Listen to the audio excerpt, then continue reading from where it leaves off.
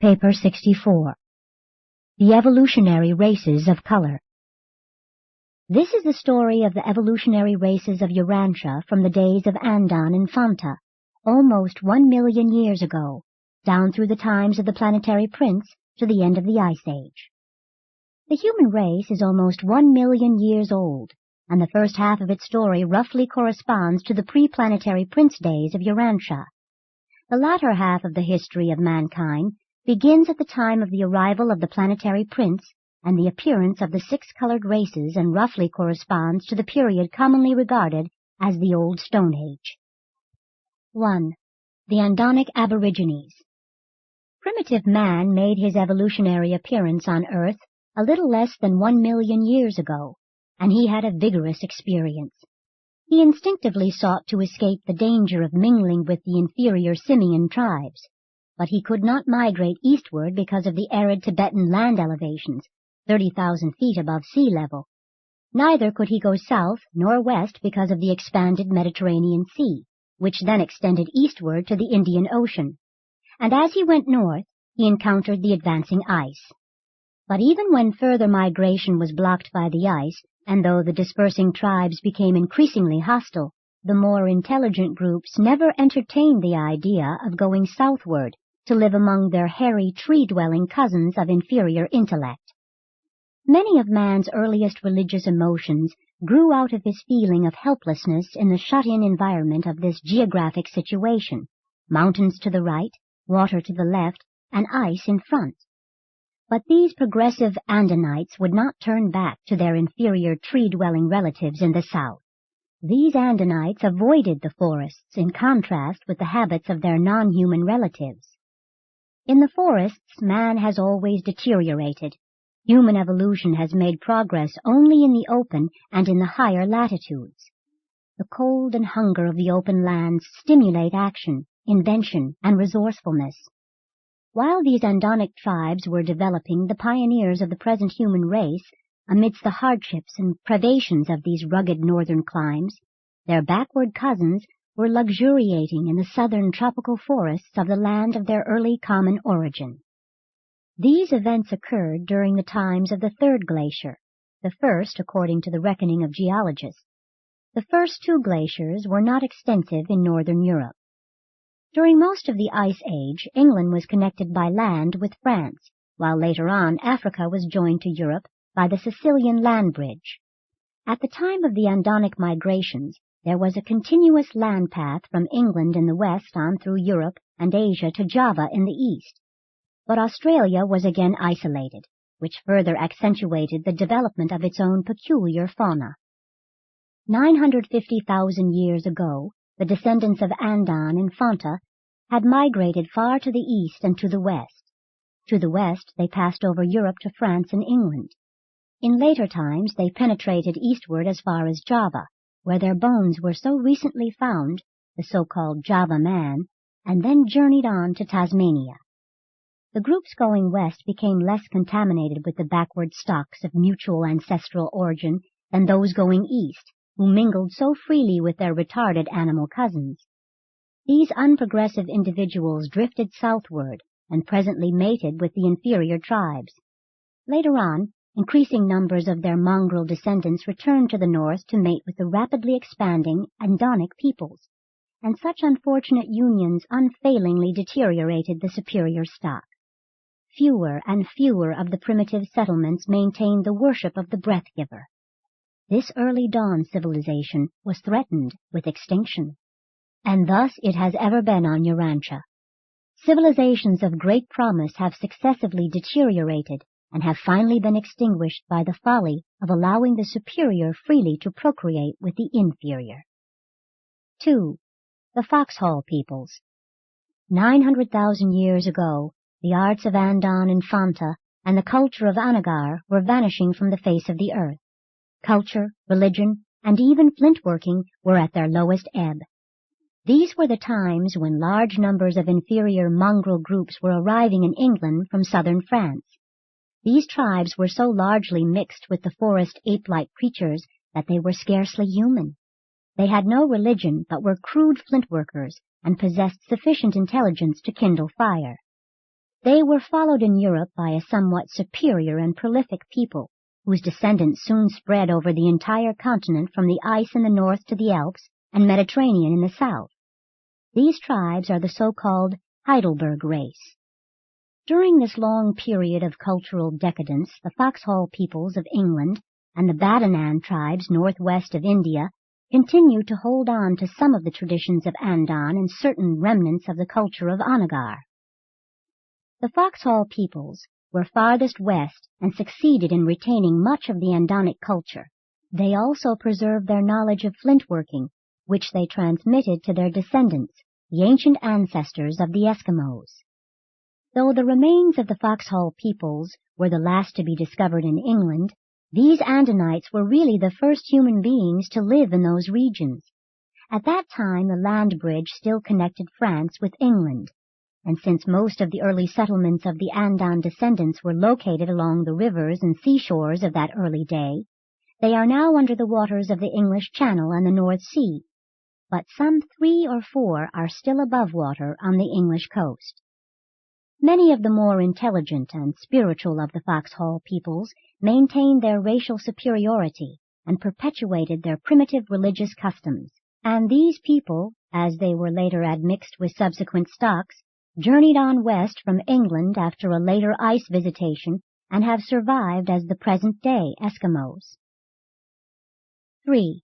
The Badanan tribes. Besides the Foxhall peoples in the west, another struggling center of culture persisted in the east.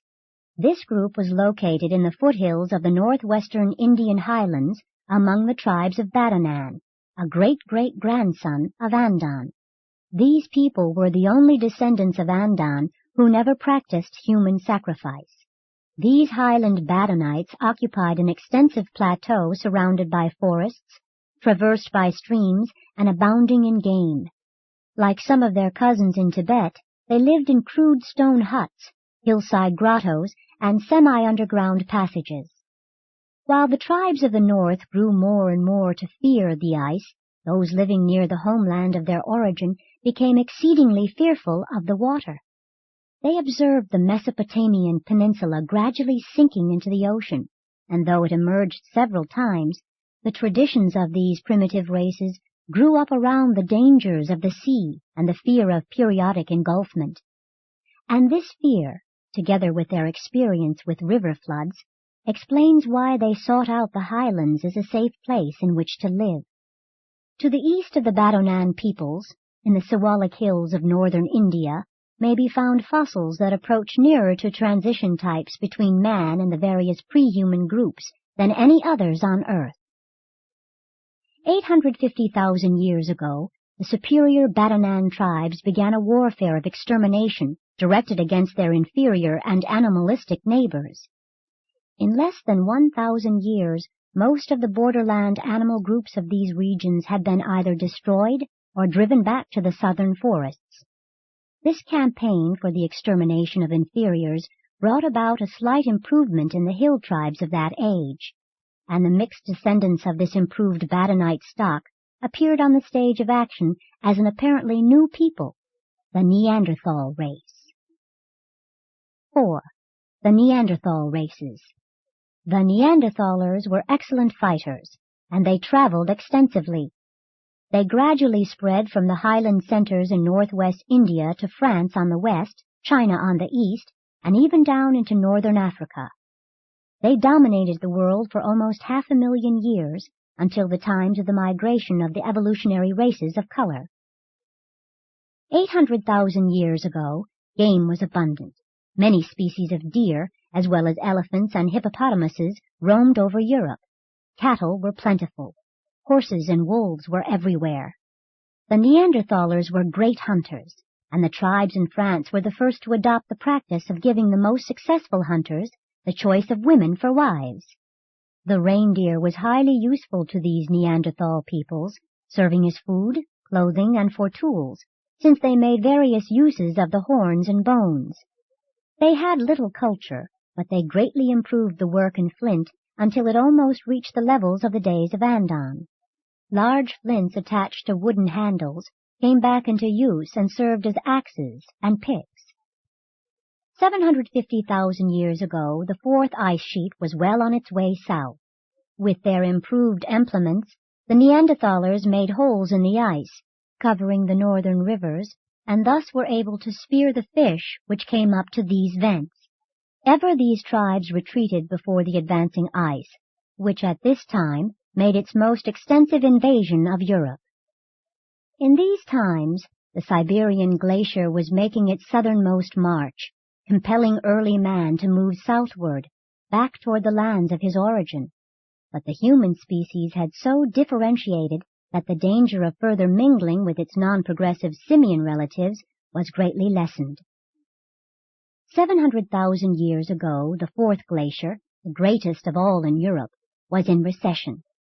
Men and animals were returning north. The climate was cool and moist, and primitive man again thrived in Europe and Western Asia. Gradually the forests spread north over land which had been so recently covered by the glacier. Mammalian life had been little changed by the great glacier. These animals persisted in that narrow belt of land lying between the ice and the Alps, and, upon the retreat of the glacier, again rapidly spread out over all Europe. There arrived from Africa, over the Sicilian land bridge, straight-tusked elephants, broad-nosed rhinoceroses, hyenas, and African lions, and these new animals virtually exterminated the saber-toothed tigers and the hippopotamuses. 650,000 years ago witnessed the continuation of the mild climate. By the middle of the interglacial period, it had become so warm that the Alps were almost denuded of ice and snow. 600,000 years ago, the ice had reached its then northernmost point of retreat, and after a pause of a few thousand years, started south again on its fifth excursion. But there was little modification of climate for 50,000 years. Man and the animals of Europe were little changed. The slight aridity of the former period lessened, and the alpine glaciers descended far down the river valleys. 550,000 years ago, the advancing glacier again pushed man and the animals south. But this time, man had plenty of room in the wide belt of land stretching northeast into Asia and lying between the ice sheet and the then greatly expanded Black Sea extension of the Mediterranean. These times of the fourth and fifth glaciers witnessed the further spread of the crude culture of the Neanderthal races. But there was so little progress that it truly appeared as though the attempt to produce a new and modified type of intelligent life on Urantia was about to fail. For almost 250,000 years these primitive peoples drifted on, hunting and fighting, by spells improving in certain directions, but on the whole, steadily retrogressing as compared with their superior Anionic ancestors. During these spiritually dark ages, the culture of superstitious mankind reached its lowest levels. The Neanderthalers really had no religion beyond a shameful superstition. They were deathly afraid of clouds, more especially of mists and fogs. A primitive religion of the fear of natural forces gradually developed, while animal worship declined as improvement in tools, with abundance of game, enabled these people to live with lessened anxiety about food. The sex rewards of the chase tended greatly to improve hunting skill.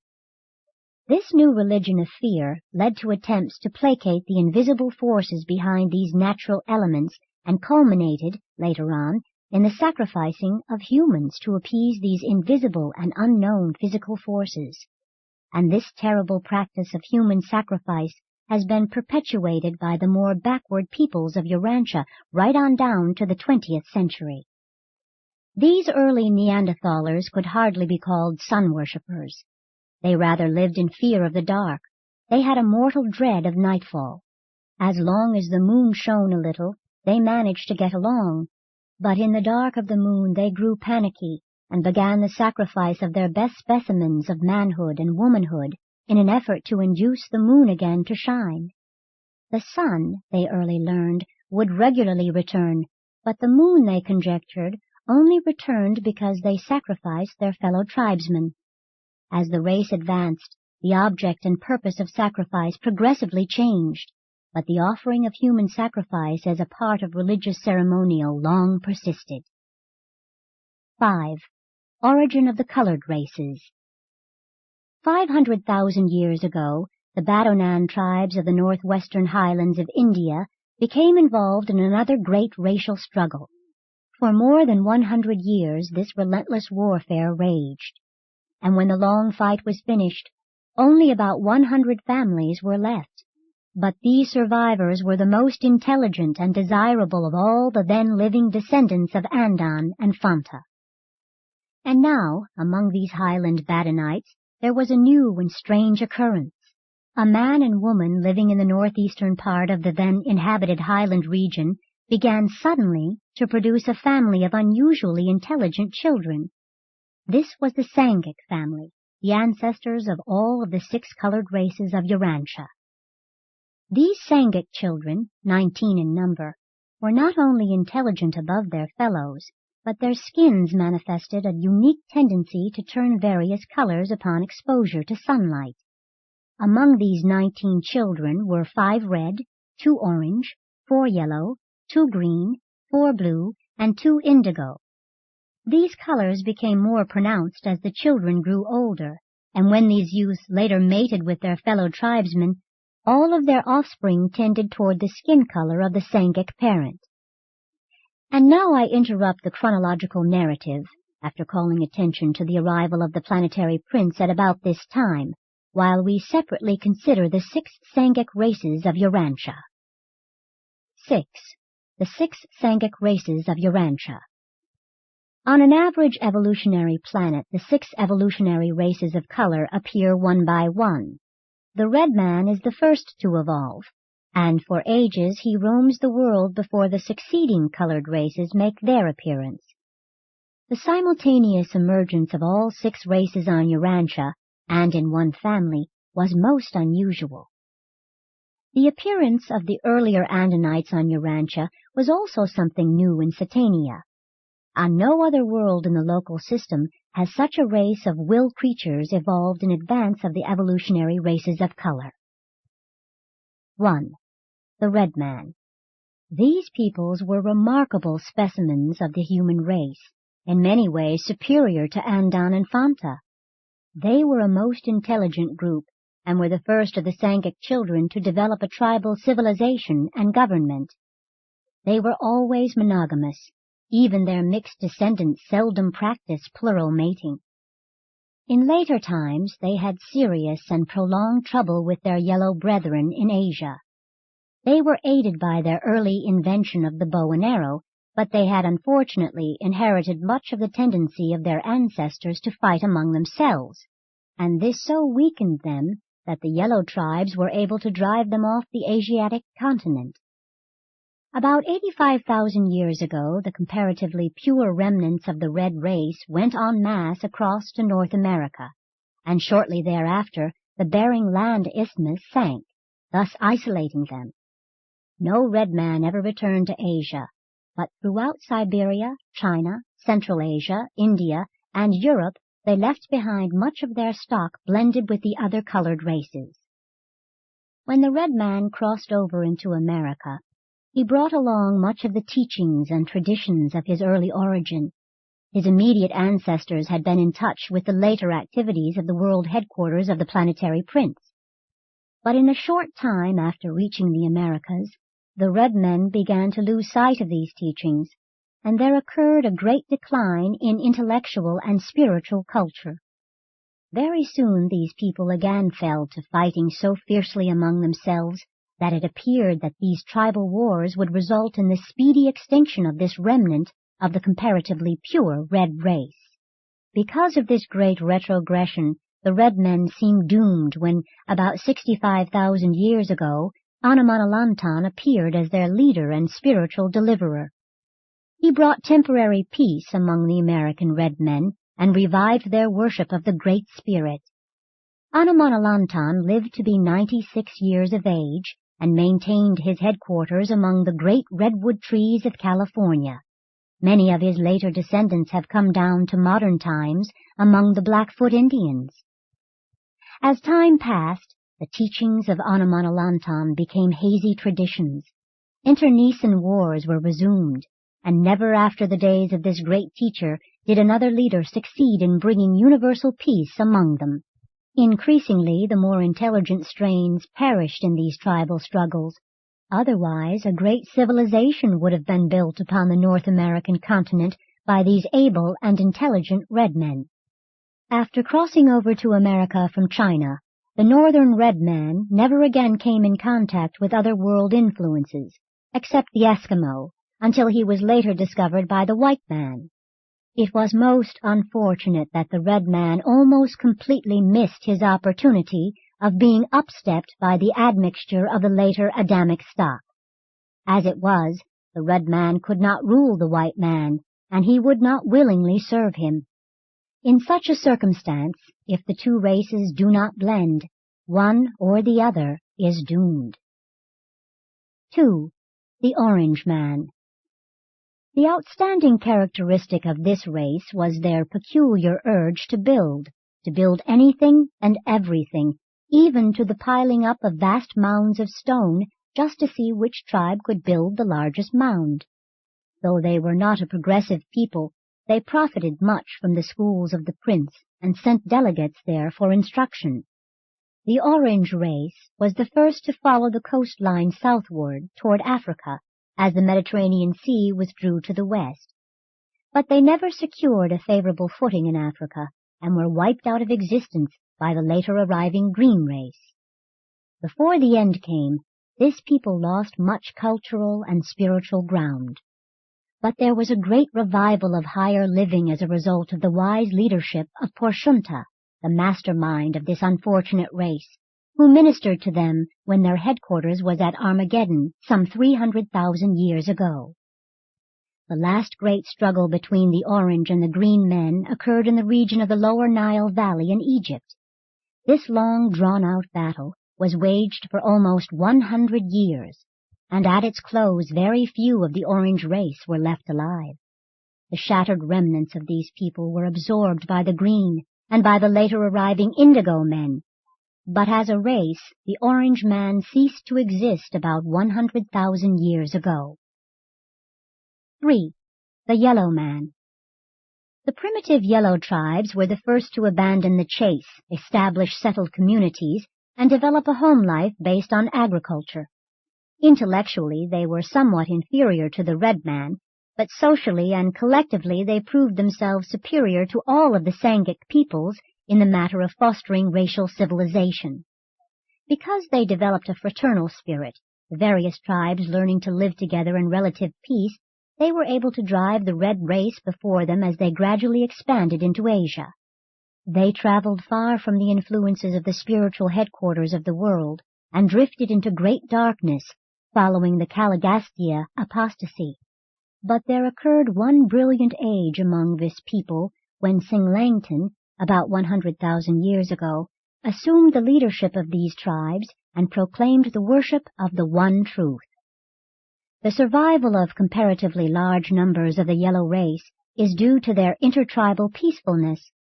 From the days of Singlangton to the times of modern China, the yellow race has been numbered among the more peaceful of the nations of Urantia. This race received a small but potent legacy of the later imported Adamic stock. 4. The Green Man. The Green Race was one of the less able groups of primitive men, and they were greatly weakened by extensive migrations in different directions. Before their dispersion, these tribes experienced a great revival of culture under the leadership of Fantad, some 350,000 years ago. The Green Race split into 3 major divisions. The northern tribes were subdued, enslaved, and absorbed by the yellow and blue races. The eastern group were amalgamated with the Indian peoples of those days, and remnants still persist among them. The southern nation entered Africa, where they destroyed their almost equally inferior orange cousins. In many ways, both groups were evenly matched in this struggle, since each carried strains of the giant order, many of their leaders being 8 and 9 feet in height. These giant strains of the Green Man were mostly confined to this southern or Egyptian nation. The remnants of the victorious Green Men were subsequently absorbed by the Indigo Race, the last of the colored peoples to develop and emigrate from the original Sangguk center of race dispersion. 5. The Blue Man. The Blue Men were a great people. They early invented the spear and subsequently worked out the rudiments of many of the arts of modern civilization. The Blue Man had the brain power of the Red Man associated with the soul and sentiment of the Yellow Man. The Adamic descendants preferred them to all of the later persisting colored races. The early Blue Men were responsive to the persuasions of the teachers of Prince Caligastia's staff and were thrown into great confusion by the subsequent perverted teachings of those traitorous leaders. Like other primitive races, they never fully recovered from the turmoil produced by the Caligastia betrayal, nor did they ever completely overcome their tendency to fight among themselves. About 500 years after Caligastia's downfall, a widespread revival of learning and religion of a primitive sort, but nonetheless real and beneficial, occurred. Orlandolf became a great teacher among the Blue race, and led many of the tribes back to the worship of the true God under the name of the Supreme Chief. This was the greatest advance of the Blue Man until those later times when this race was so greatly upstepped by the admixture of the Adamic stock. The European researches and explorations of the Old Stone Age have largely to do with unearthing the tools, bones, and art craft of these ancient Blue Men, for they persisted in Europe until recent times. The so-called white races of Urantia are the descendants of these Blue Men, as they were first modified by slight mixture with yellow and red, and as they were later greatly upstepped by assimilating the greater portion of the violet race. 6. The Indigo Race. As the red men were the most advanced of all the Sangguk peoples, so the black men were the least progressive. They were the last to migrate from their highland homes. They journeyed to Africa, taking possession of the continent, and have ever since remained there, except when they have been forcibly taken away, from age to age, as slaves. Isolated in Africa, the Indigo peoples, like the red man, received little or none of the race elevation which would have been derived from the infusion of the Adamic stock. Alone in Africa, the Indigo race made little advancement until the days of Orvanon, when they experienced a great spiritual awakening. While they later almost entirely forgot the God of gods proclaimed by Orvanon, they did not entirely lose the desire to worship the unknown. At least they maintained a form of worship up to a few thousand years ago. Notwithstanding their backwardness, these Indigo peoples have exactly the same standing before the celestial powers as any other earthly race. These were ages of intense struggles between the various races, but near the headquarters of the planetary prince, the more enlightened and more recently taught groups lived together in comparative harmony, though no great cultural conquest of the world races had been achieved up to the time of the serious disruption of this regime by the outbreak of the Lucifer Rebellion. From time to time, all of these different peoples experienced cultural and spiritual revivals. Mansant was a great teacher of the post-planetary prince days, but mention is made only of those outstanding leaders and teachers who markedly influenced and inspired a whole race. With the passing of time, many lesser teachers arose in different regions, and in the aggregate they contributed much to the sum total of those saving influences which prevented the total collapse of cultural civilization, especially during the long and dark ages between the Caligastia rebellion and the arrival of Adam.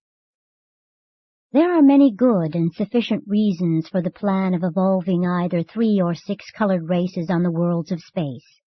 Though Urantia mortals may not be in a position fully to appreciate all of these reasons, we would call attention to the following.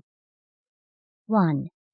Variety is indispensable to opportunity for the wide functioning of natural selection, differential survival of superior strains. 2. Stronger and better races are to be had from the interbreeding of diverse peoples when these different races are carriers of superior inheritance factors, and the Urantia races would have benefited by such an early amalgamation, provided such a conjoint people could have been subsequently effectively upstepped by a thoroughgoing admixture with the superior Adamic stock.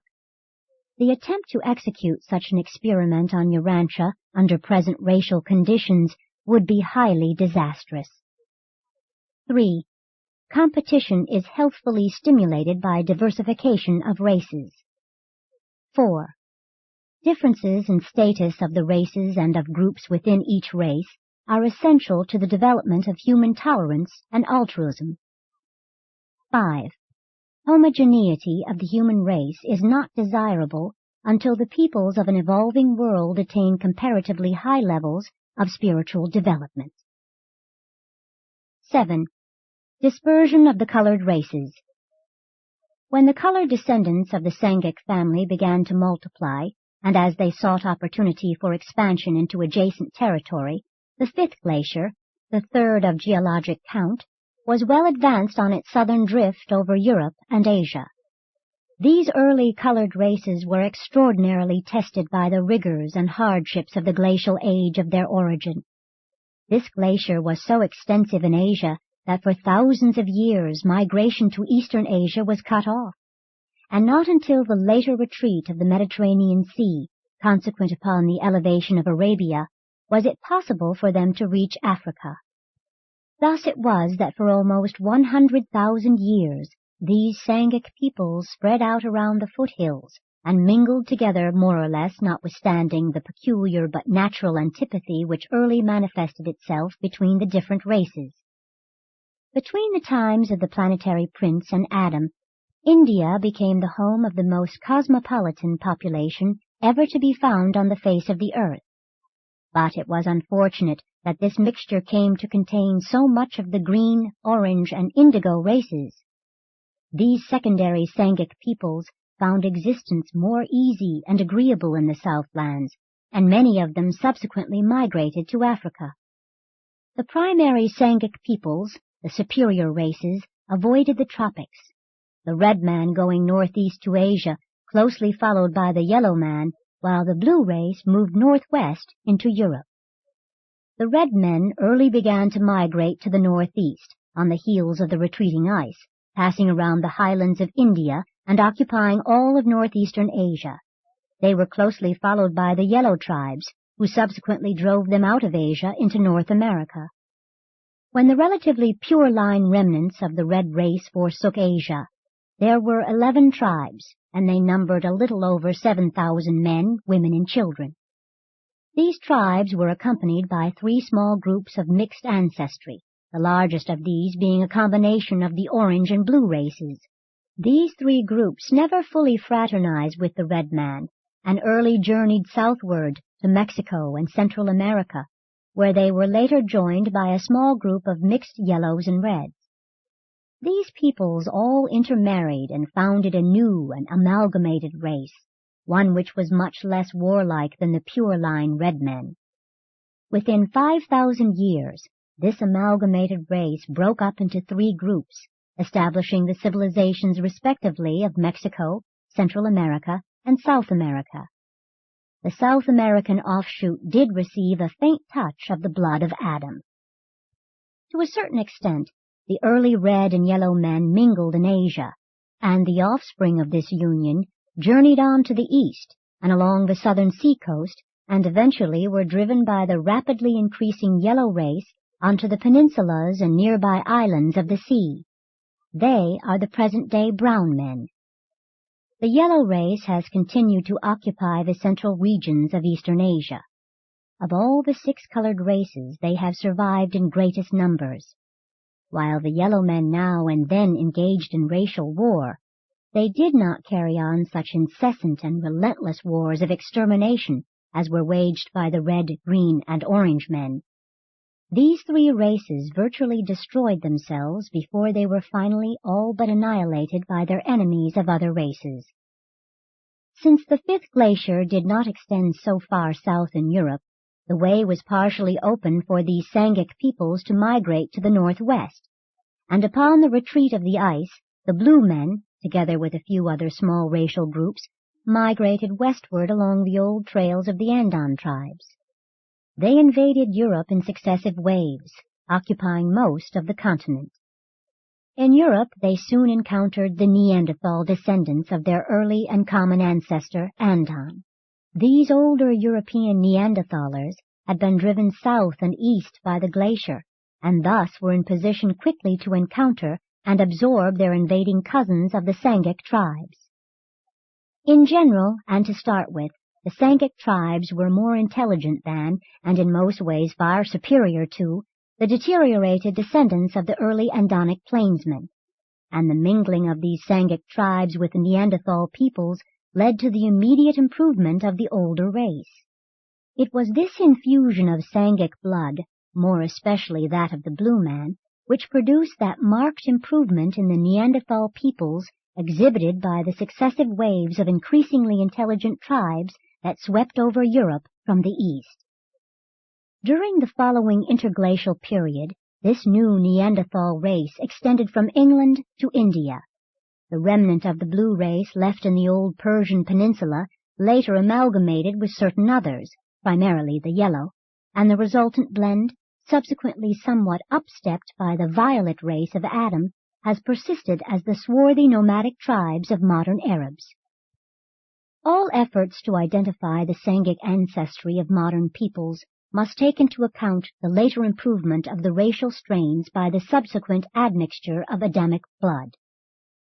The superior races sought the northern or temperate climes, while the orange, green, and indigo races successively gravitated to Africa over the newly elevated land bridge which separated the westward retreating Mediterranean from the Indian Ocean. The last of the Sangguk peoples to migrate from their center of race origin was the Indigo Man. About the time the Green Man was killing off the Orange race in Egypt and greatly weakening himself in so doing, the great black exodus started south through Palestine along the coast, and later, when these physically strong Indigo peoples overran Egypt, they wiped the Green Man out of existence by sheer force of numbers. These Indigo races absorbed the remnants of the Orange Man and much of the stock of the Green Man, and certain of the Indigo tribes were considerably improved by this racial amalgamation.